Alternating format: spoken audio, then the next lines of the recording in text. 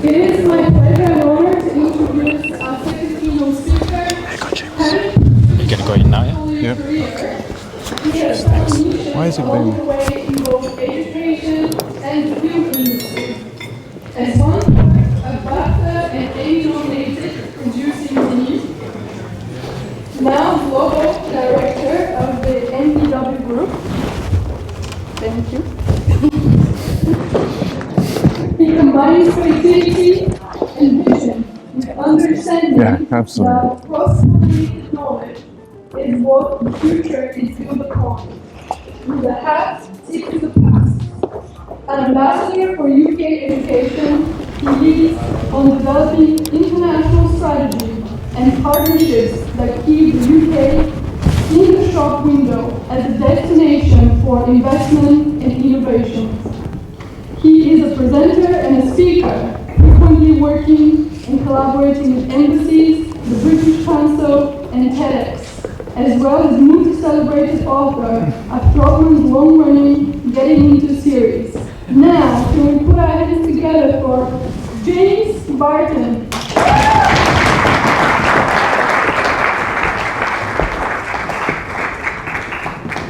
Thank you.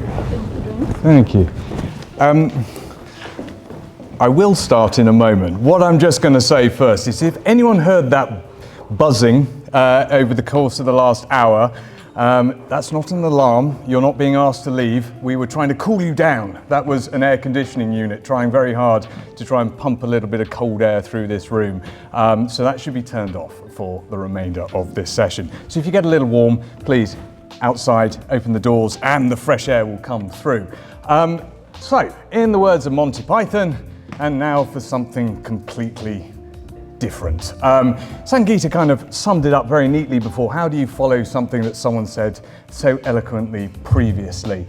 For me, that's easy. I'm not going to be your most intelligent speaker of the evening. In fact, the sum total of my technological knowledge and input comes in these wired iPhone headphones. If you've ever had to unknot one of these, you'll know that it's only a matter of time before the machines take over. This is a daily endeavor. I mean, it's like one of the great mysteries of the universe. And that's probably about as highbrow as we're going to get over the course of the next 10 minutes. Do you hear that? It's definitely not the air conditioning unit. That is the sound of silence. That is the sound of nothing. And that, ladies and gentlemen, is what I've got for you. I have absolutely nothing. At least I have nothing original, nothing new, nothing different. I mean, even parts of this speech are actually ripped off and borrowed from elsewhere, but that's not the important part. Let me show you how this is going to work, okay? Just indulge me for a moment. I'm going to stand up here and I'm going to talk to you. Okay, I'm just going to bring it down. I'm going to talk to you with my left hand, I'm going to point at things with my right. I might even grab the lectern and become a little bit animated at certain points. And then I'm going to take it down even further. I'm going to make it a little bit personal. I'm going to try and get you to relate to me. And then you're an intelligent audience. I'm going to use facts. Facts, ladies and gentlemen. I'm going to use Latin words. So you might think I'm intelligent within there. I might even use some random words. Why? Because I can, and because I am standing up here, and because I am speaking to you. And then I'm going to reel you in. I'm going to tell you some stories. I'm going to throw in some names just for kudos. Heck, I might even take off my glasses. I mean, they're not real anyway. I just thought that they might give me a place in this room with all these more eloquent speakers. And then I'm going to pause. Just so I can let no new ideas settle with you. And I'm going to finish off with something that someone else said a long time ago, and still building to a conclusion, I'm going to finish with absolutely nothing new. But that's okay. Why? 2 points. Nothing comes from nothing, and sometimes it is just as important how you deliver something as what you actually say. So here goes. Watch for the cues. I will try and point them out to you. Asterisks and obliques, the fathers of AI. Were they? No, of course they weren't. I'm trying to be provocative with that. But ultimately, I heard something really interesting last week, and that is how you explain AI to a 6-year-old. Now, I hope we're all familiar with Asterix and Obelix, a series of cartoons. I grew up with Asterix and Obelix, a series of French cartoons. You had Asterix, the very brainy little small Gaul with the big brain, and you had Obelix, the big guy, superhuman strength. Why? Because he fell into a vat or a cauldron, not a vat, of magic potion when he was a child, and now he possesses superhuman strength. And yet, despite his colossal power, Obelix is entirely dependent on the quick-witted Asterix to be told what to do, how to do it, and when to do it. If you don't see where this is going, AI is our Obelix, okay? Large language models drink oceans of magic potions. They can lift astonishing weights, shift astonishing volumes within there, but they still need an Asterix. They still need us to aim that strength with judgment.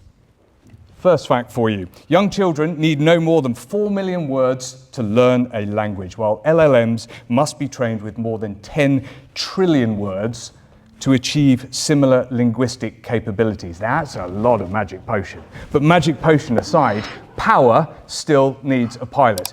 I'm not here just to talk about kids' stories, but it's a fascinating one as to how you actually make examples. And I've long held a belief, and that belief is simple. It's that there is no such thing as original stories. Okay, everything we've had is a rehash of something we've had from the past. I studied classics, and I've brought it all the way through into the modern day, and I see parallels everywhere we go. We still keep telling the same small repertoire of stories. Creation, command, misfire, consequences, just in new costumes. We just update them in every generation to make them relevant.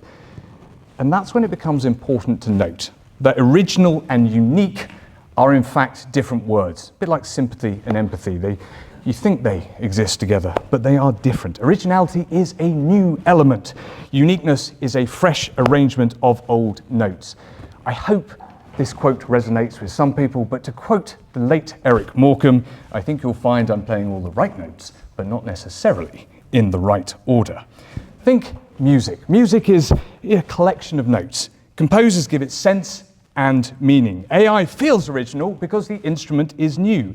It is unique because of what the instrument can now play at scale. But the melody, the power, the duty, the dignity, that is ancient.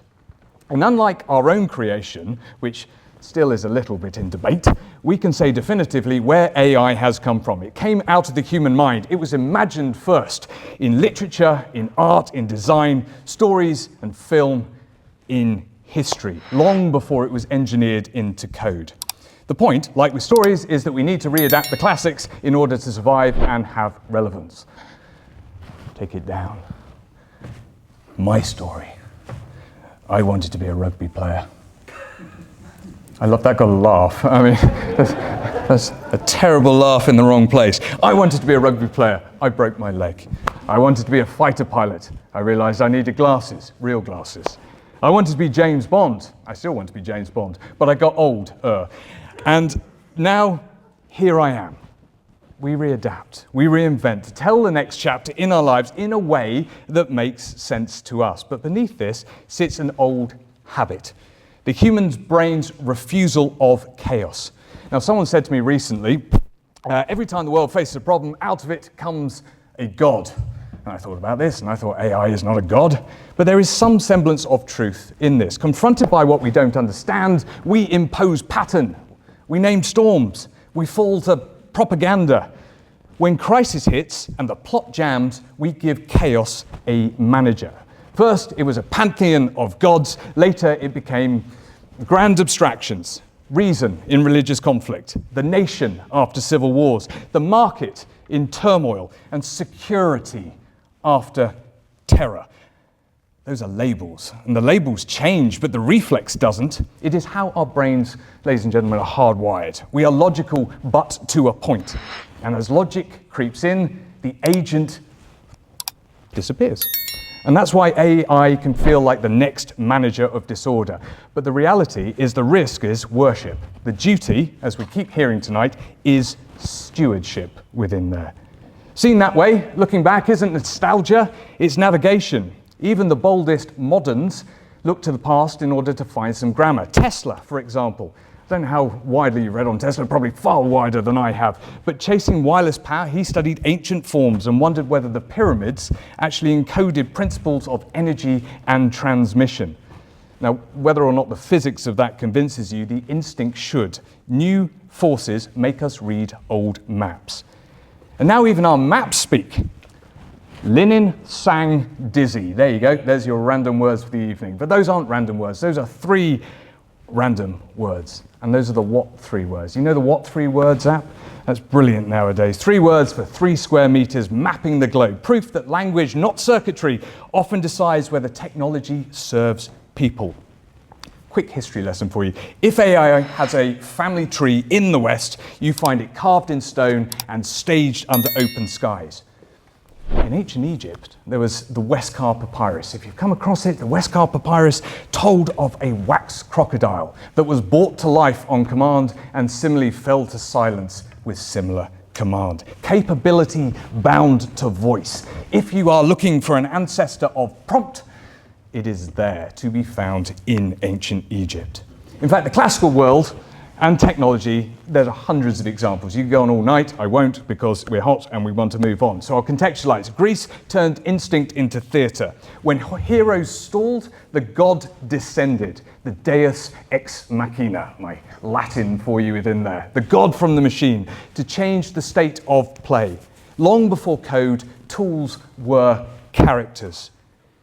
And then what the Greeks did, the Romans just installed in infrastructure.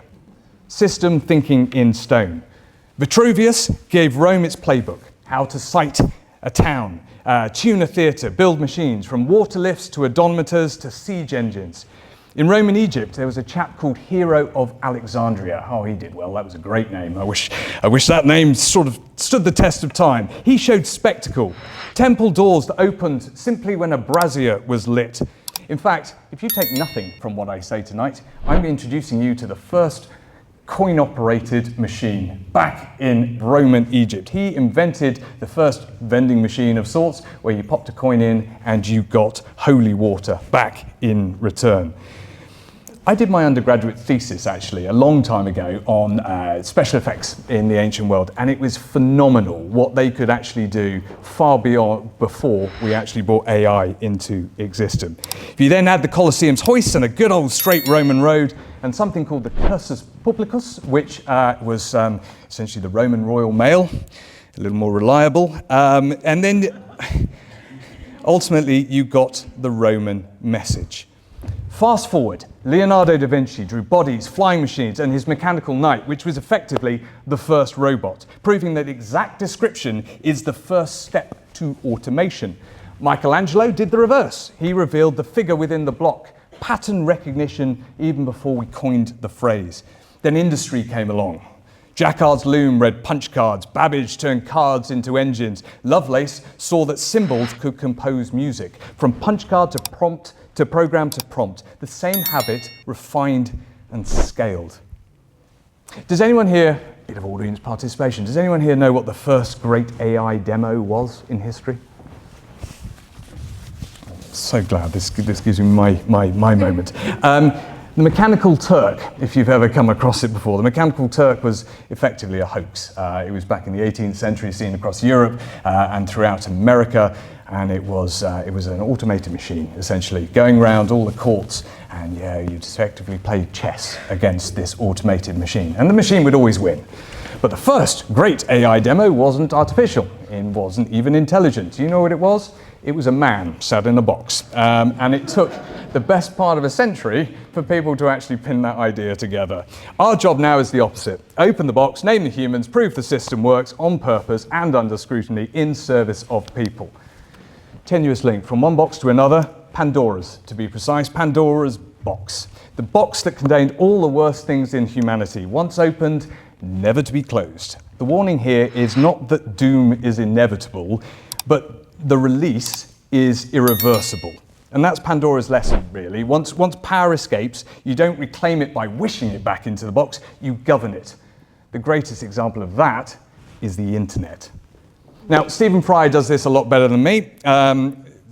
Who came up with it first? He's written more than I have, so let's give it to him. He's written extensively on ancient Greece and mythology, and he came up with a parallel between AI and the Prometheus myth. If you're not familiar to the Prometheus myth, Prometheus was a titan, the father of the gods, and he fashioned humans out of clay.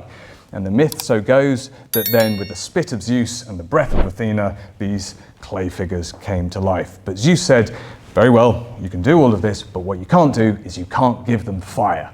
Why not? Because if you give them fire, they will rise up against us and they'll overthrow the gods and they will no longer be necessary for them.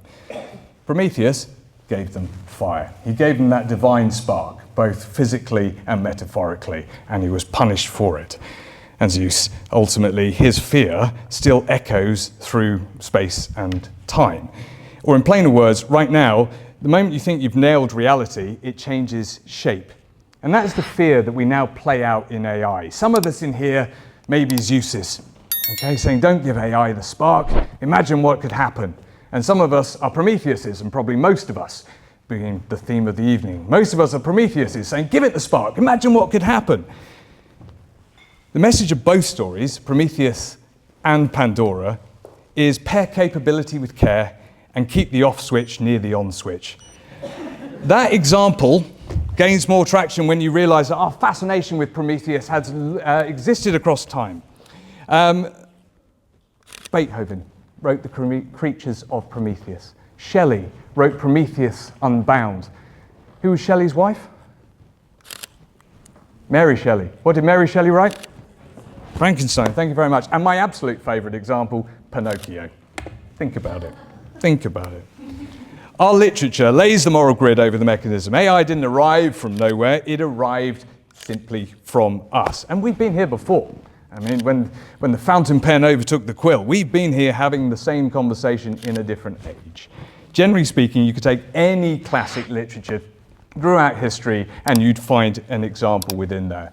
Ovid's Pygmalion, Dickens' Hard Times. Shelley asked not can we create, but what do we owe what we create?